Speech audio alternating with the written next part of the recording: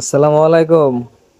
আমার দোকানের লগে এক দোকানদারে দিছিল একটা মোবাইলের গ্লাস চেঞ্জ করবার নিকে। পরে কই দেখছি মোবাইলটার গ্লাস এটা ভাঙছে, উপরে এটা বদলান যাব না নাই। পরে করলাম দেও দেখি, কাইটা দেখি একই গ্লাস যদি টাচ, এটা তো সম্ভবত মাসে টাচ কয়, কিন্তু এটা টাচ না, ওটা কয় গ্লাস।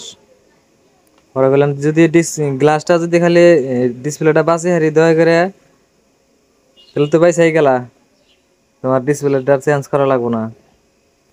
পরে কয় যে নিয়ে যা দিহি, ভালো করে কাম করিস তাই হবো। পরে গেলাম যে হবো নি, ঠিক আছে। পরে নিয়ে এলাম, আনার পরে টাচ কাটলাম ওটা গ্লাসটা, অরিজিনালই আসলে তো, ডিসপ্লে আসলে তো পুরা হার্ড গুলো আসাল। আর অল্প টাইম বেশি লাগছে, বেশি লাগলেও সমস্যা নাই, সুন্দরভাবে কাটছে আর কি। ওরে গ্লাসটা কাটা কমপ্লিট। ওরা গ্লু আটা সাটা অল্প আসছিল, পরে আটা ক্লিয়ার করলাম।